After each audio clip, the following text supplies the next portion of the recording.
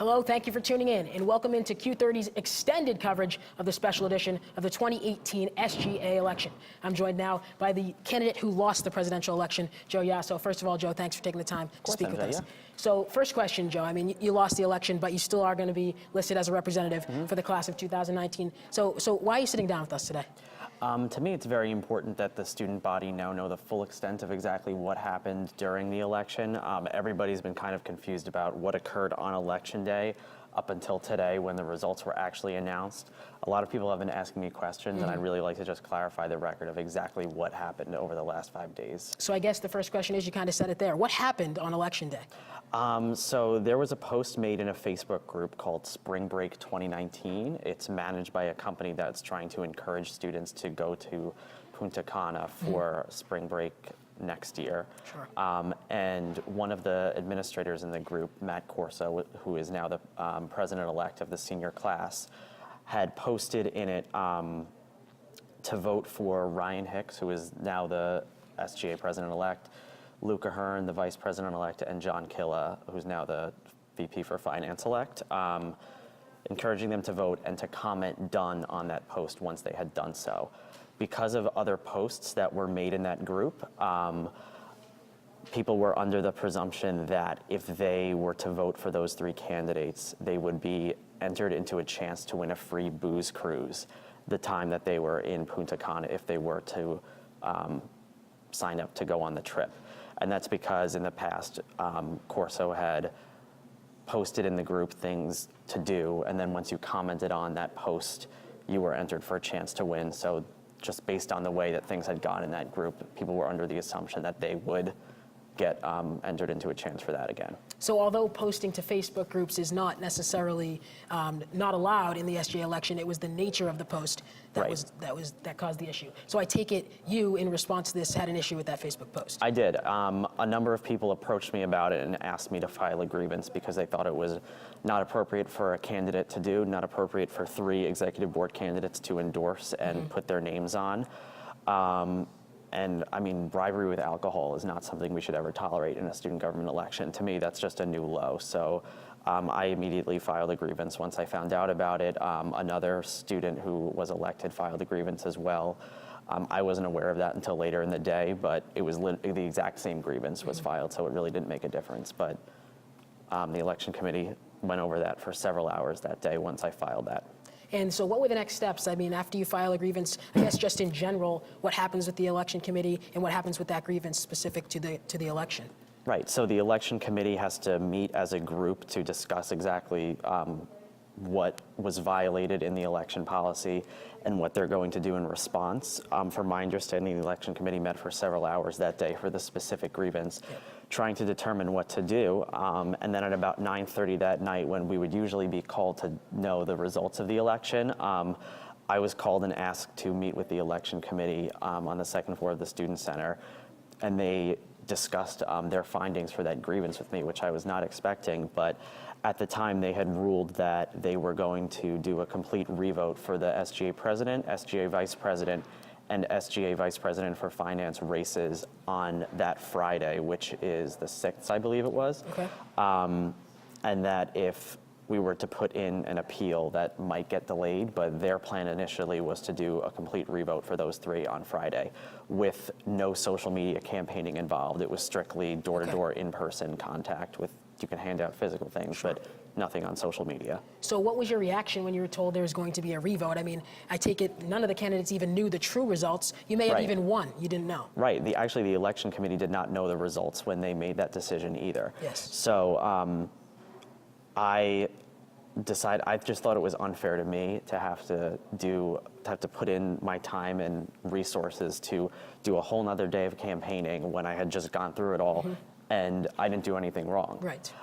To me, those 4 candidates had all violated the election policy, and they should have been the ones getting punitive action towards them instead of like everyone who was involved in that race, which wasn't just me. There were several other candidates as well. So you then, what were your next steps after they decided for a revote? What was your next course of action? So they, in the election policy allows any candidate affected by a decision of the election committee to appeal that decision. Okay. So I appealed the decision the next afternoon, asking that a number of votes be taken off any candidate who had been a part of that post and who could have gotten more votes because they were potentially involved in what was like a kind of a bribery issue. Right.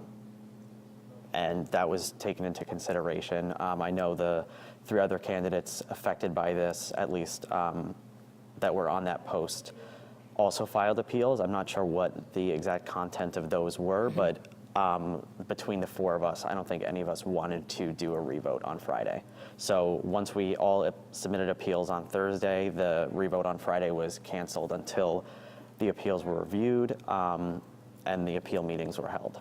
So what happened at those appealed meetings? I believe that happened on Monday. It actually happened on Friday. Okay, on Friday. It was going to happen on Monday, but we were able to push it back until Friday. Yep.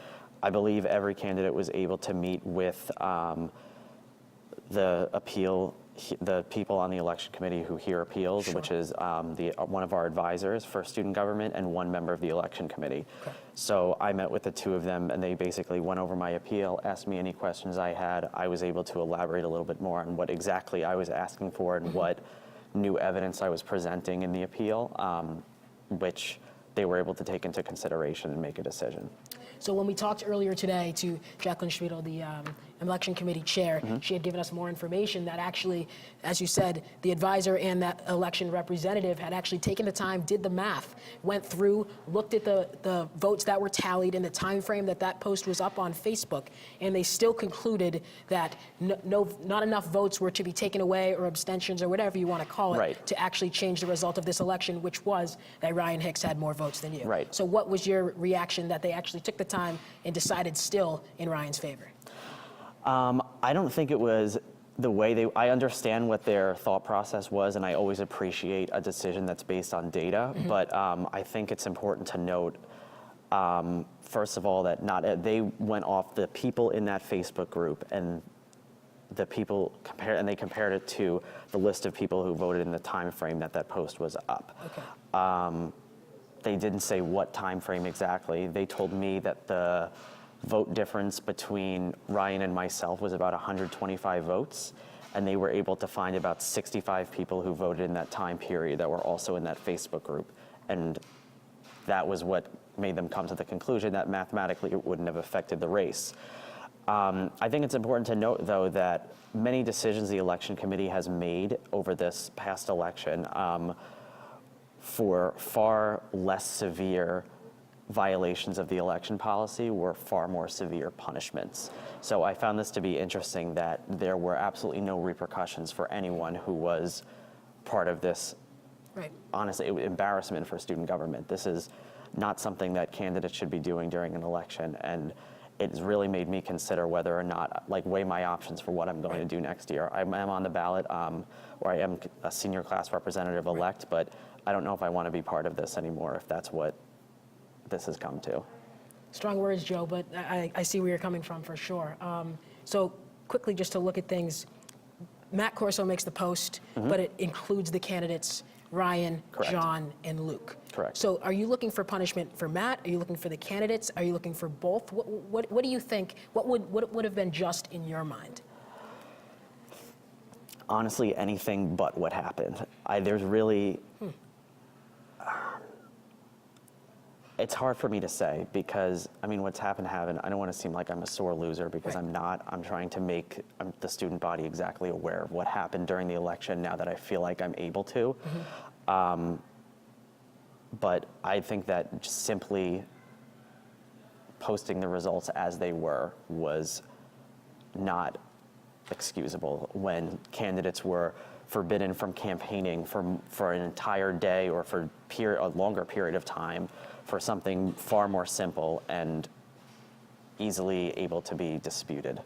if that makes sense. No, it certainly does, Joe. So we'll take a little more broader look now. You mentioned, you're unsure of your future in SGA if you want to be a part of it, but overall, where do you see SGA trending? I mean, it's set. The people are who they are, and that's what it's going to be. Ryan Hicks is the president, and it trickles down from there. So where do you see SGA trending, I guess is my question. Whether that's policy-wise, member-wise, et cetera. Right. Well, Ryan Hicks did campaign on trying to restructure SGA and make it more representative. I, along with the president and vice president committee, this past semester had drafted an entire proposal for a new Senate model. So I think that's what's going to get implemented, and we'll see a lot more people interested in joining SGA.